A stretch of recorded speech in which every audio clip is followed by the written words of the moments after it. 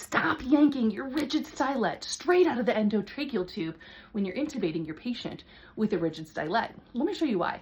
So a rigid stylet is a great tool to use when intubating your patient, especially if you're using a hyperangulated blade on your laryngoscope. You guys know that I am much preferential to using a bougie, but if you're using the hyperangulated blade on your video laryngoscope, your bougie can't make the turn that you need with that hyperangulated blade. And so you've got to learn to use this rigid stylet, which is different because a bougie you're holding down here, the rigid stylet, you've got to control it up here at the top. Anywho, let's get back to the removal. It is imperative that after you pass the endotracheal tube into the trachea, you've got to hang on good to that endotracheal tube. And then when you pull out your rigid stylet, make sure you're following the geometry that matches this rigid stylet. Well, why is that?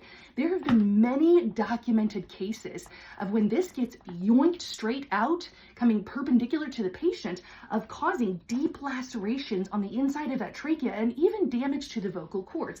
Because look what happens here with this model. If I pull it straight out, look what I'm doing to the endotracheal tube. That's exactly what was happening when it was here in the airway. And you can't hardly see it too well, but you're going to cause a deep laceration right there in the trachea and cause the patient more damage than the good you're doing by intubating them. So now you know, follow the arc pattern of the rigid stylet when pulling it out of the endotracheal tube.